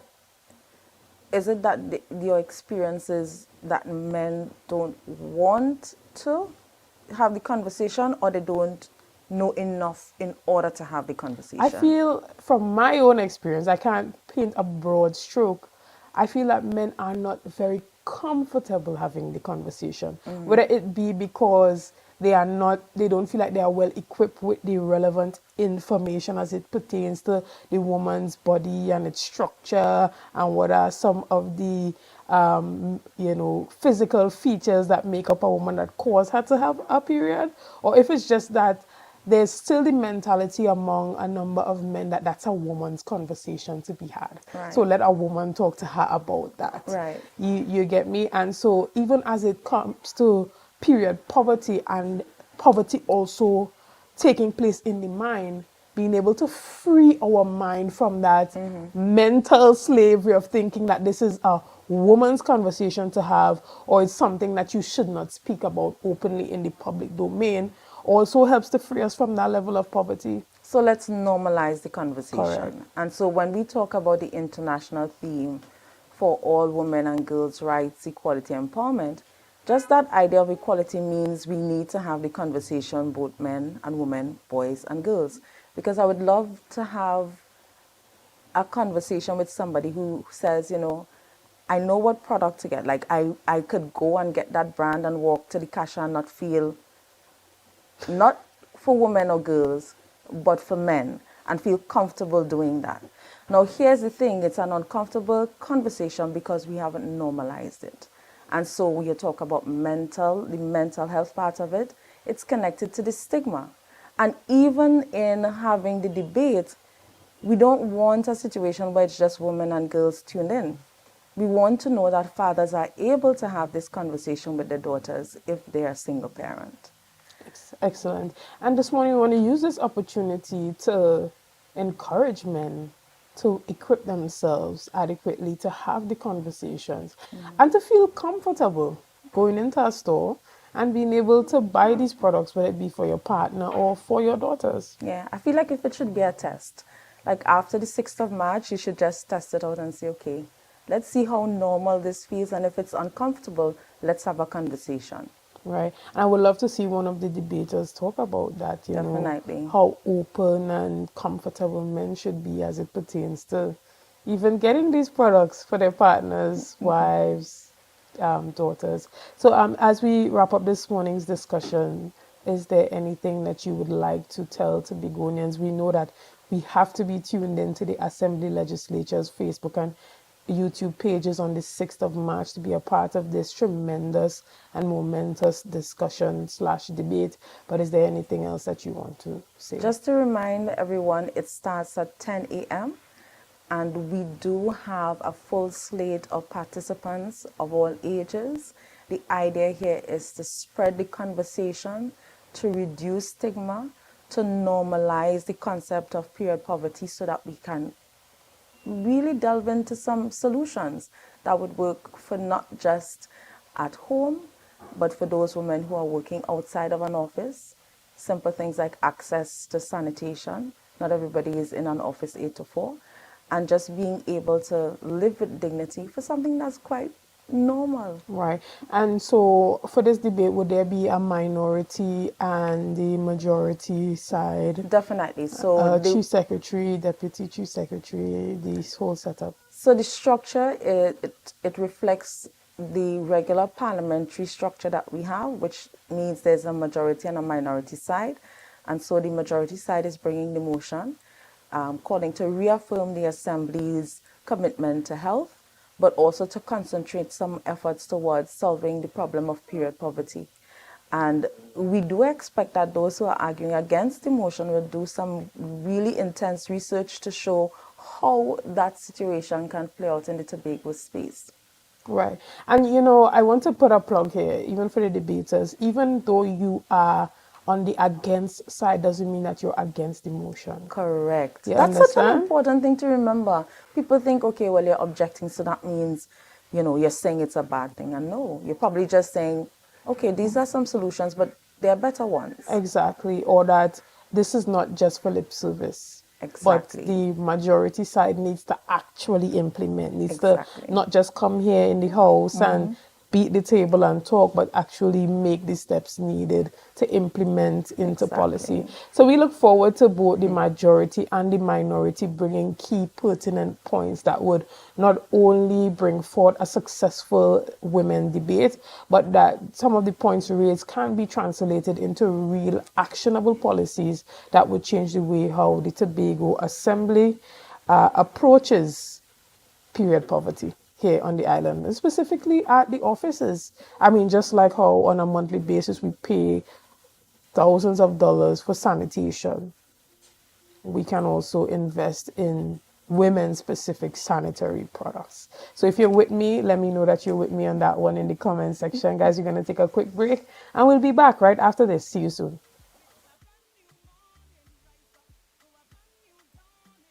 The passion start to rise, the energy fill the skies. I say thanks for favor.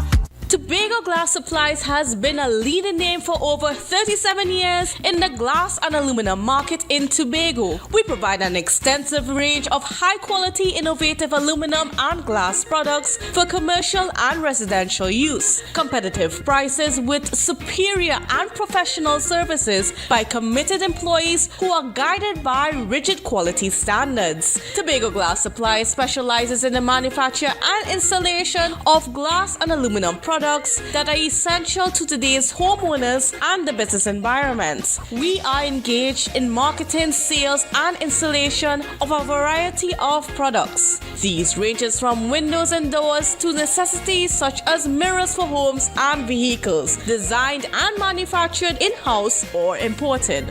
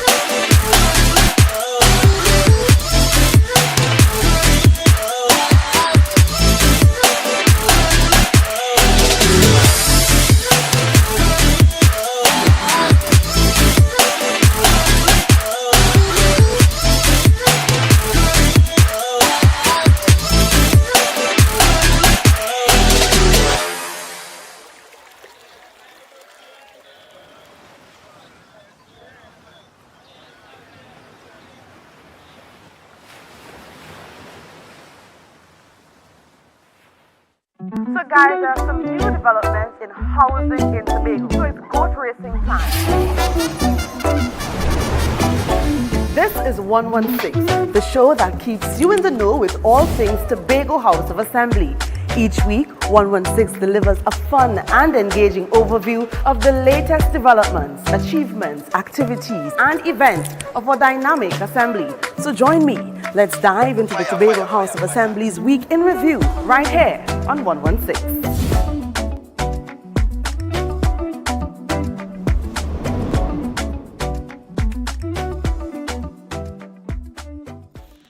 rotisserie, mouth-watering fries, salads, combos, and specials galore. Feeling for something to eat? Come and see. Our rotisserie is seasoned to the T. Kicking chicken, masala, and jerk roast. Crispy fries made from scratch. Who do you know can't beat that? Or salads freshly cut and packed. When you taste it, you'll be wanting to come back. So come check us out on number 2 Robinson Street, Uptown Scarborough, Tobago. We open on Saturday nights from 7:30 to 11:30 p.m. Monday to Thursday, we're open from 10 a.m. to 9:30 p.m. And on Friday, 10 a.m. to 4:30 p.m. Contact us at 772-7443 and all social media handles at The Rotisserie Factory.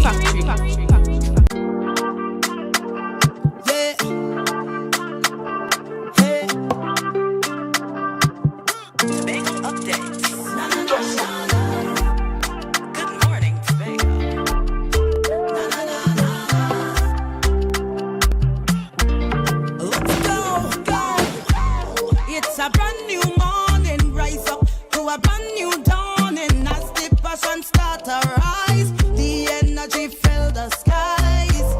I say thanks for favor to wake up and hear my neighbor.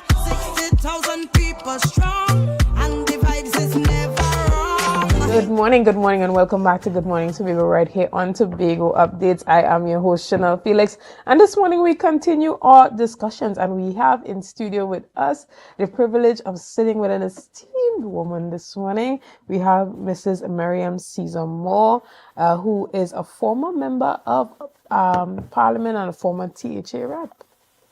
Not Parliament. THA, yeah, a former rep for the Tobago House of Assembly. Yeah. What area were you representing in your time? I did at the time, I did the Secretary for Health and Housing. Right. At my initial getting into politics.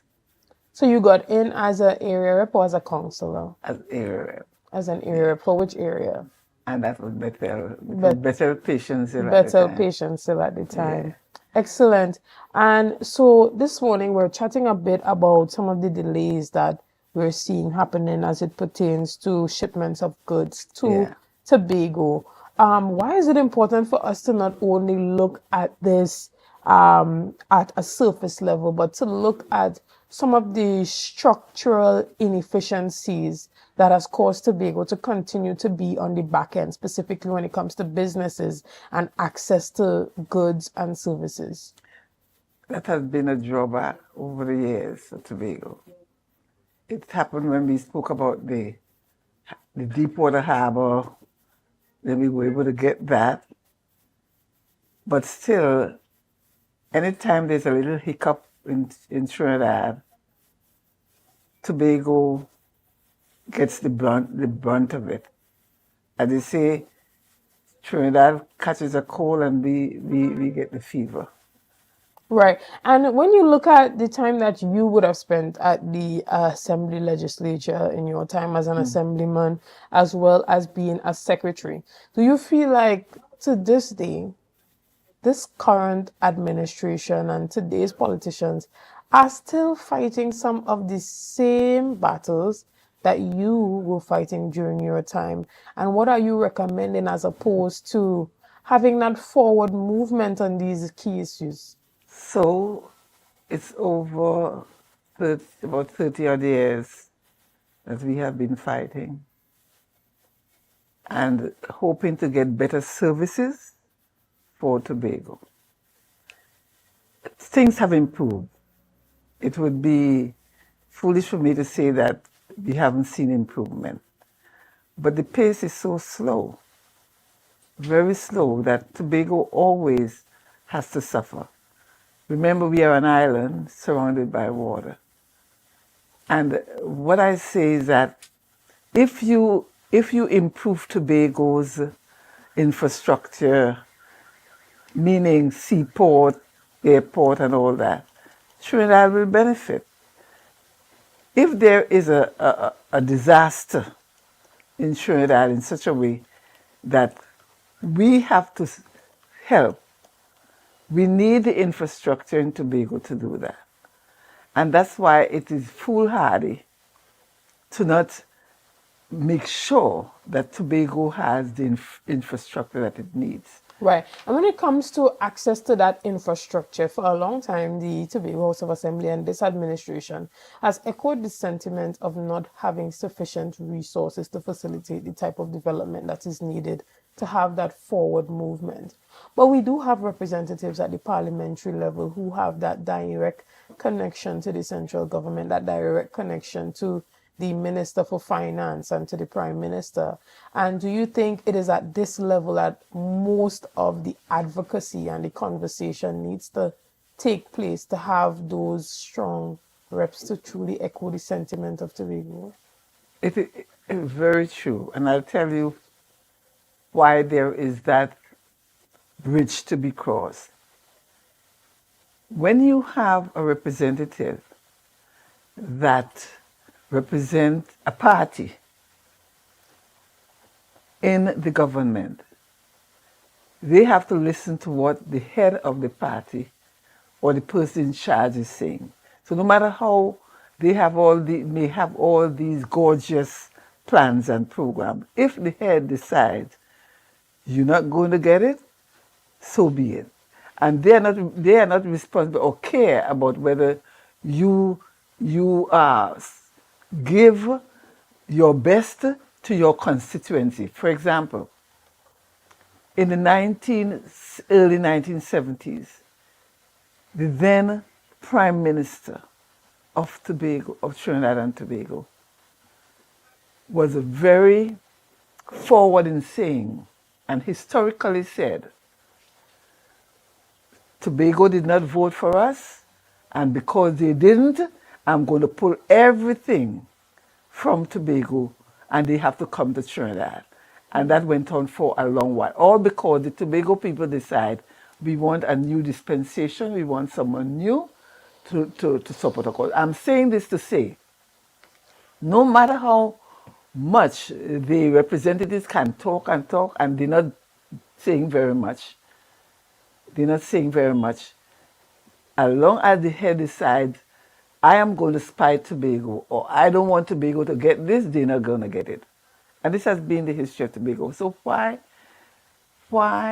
can't Tobagonians understand that in order for us to move ahead, that we have to have what we call full internal self-government? We have to arrive. We speak about that icon in Tobago, the mantra of Tobago. She has become more beautiful. She can only become more beautiful when we, the people, decide enough is enough, and we are going to rise up to make Tobago become more beautiful. How are we going to do it? By making sure that in this dispensation, that we have full internal self-government. And the young people need to understand that, because we are the older ones, we are getting off the scene. You and all the young people in Tobago need to say, this is the time. We need to let Tobago have its full rights as dictated by God, because we are an island, and no person, because of your whims and fancy, would say, okay, Tobago doesn't deserve this. Tobago does not have the right to this, so we are not going to let them continue their self-actualization. Excellent. And even as it pertains to that thrust towards internal self-government, with that bill, the constitutional amendment bill not passing this year in the parliament, what do you think should be the next step as it relates to that autonomy conversation? Tobago needs to come together as a group. Forget the party. Look at Tobago. All of us are we've been in this for 30, 40 years. We are getting at the point where we are saying, we don't have the energy anymore at the older folk. The young people need to understand the history of Tobago. Once Tobagonian, as we were young at one time, and we understood the message under A.N.R. Robinson, we understood the the trajectory, we also understood that the future of Tobago depends on us as young people then. So the young people now need to have that passion for Tobago to say, we are tired of going down and begging Trinidad. Let's do something different. And if they rise up with that in mind, that passion in mind, we can see a difference. And I'm hoping that with the different elections that are coming soon, that the young people of Tobago would say, it is not just for getting a job and getting an early morning work, but it is for my children and my grandchildren. That's what we saw in the 1970s and 80s. We saw that. But my question to you is this. Do you think that persons that are putting themselves up for political office, whether it be on the PNM side, the TPP side, the IDA side, and all other stakeholders, do you think that persons still have the idea of creating legacy, or there is the lure of public office and power and what it means to be a public figure? No, I want to be very positive and hoping that the passion we had under A.N.R. Robinson, that some of that still remains, and not just for the power and the public show. I'm hoping, because if we don't have that hope, things will just die.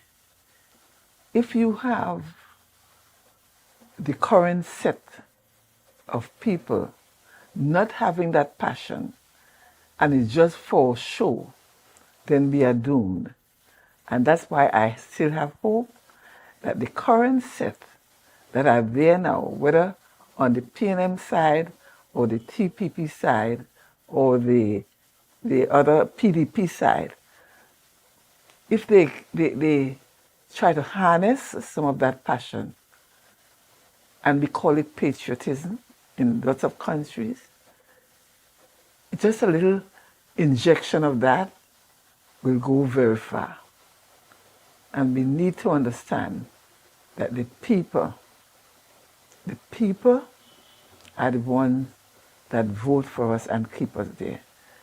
So let us remember that while we may have a little chip on our shoulder that, okay, we're going for the little power, remember that the people are the ones that put you there. And trust me, they can speak. Exactly. They may not be able to get their voice heard now, but at some point, they're going to speak. And I'm hoping that we are listening. I really do hope that we are listening. We are listening. And I put that in very broad context because there's going to be a demonstration, whether physical demonstration or by silent movement.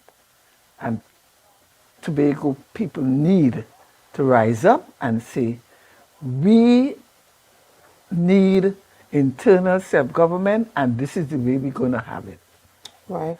And so, I want to thank you so much for coming on this morning. And I also want to thank you for ensuring that you continue to put your voice in the conversation and have a say, utilizing your experience and your expertise to encourage this generation of leaders to have the passion that it takes to work, not for a salary, but to leave a legacy. Yeah, you need your salary too. So I'm not going to say it's just all that, but at the back of your mind, know that you are now in a position to right some of the wrongs. I'm not saying all, some of the wrongs. Excellent. And so we want to thank you so much for having your say this morning. Is there anything that you want to let the public know before we leave this morning? Yes, because this morning I came specifically to deal with an issue where Tobagonians right now are suffering, over 40 or so Tobagonians. People are I have someone who have lost over $160,000 because of this shipping company. I don't know if you knew that I was going to speak about that. Were you told about that? I know that there had been some shipment issues, so tell us about it. So the problem is that since last year, July or August, consignees ship their goods from America to come to Tobago. Over 40 something are Tobagonians. They were told that the shipment would come in 2 months, 6 to 8 weeks. And up to today, they haven't received. And this was with a private company? A private company. Oh, so this morning you are calling on the THA to intervene in the situation? Yes, I'm calling on the THA to intervene because this private company in New York took all this consignment and had not delivered yet. And a lot of Tobagonians are hurting badly.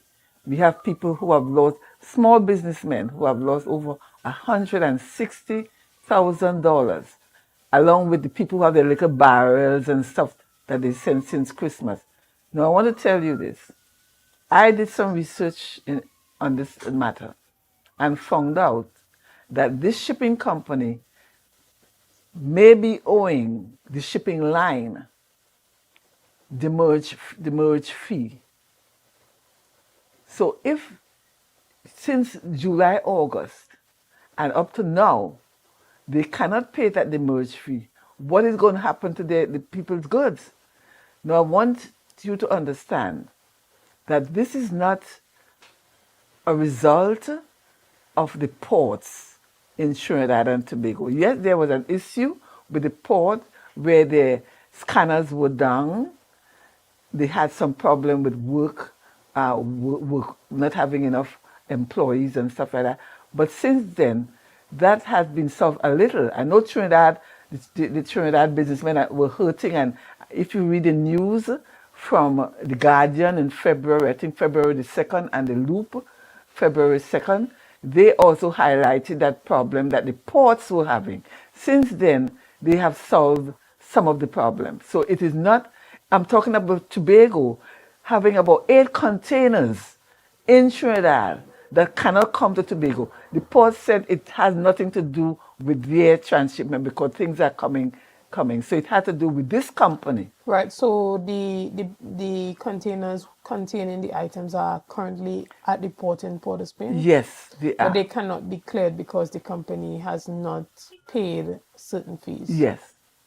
And so what is the solution to this problem? Is that I'm appealing to the company.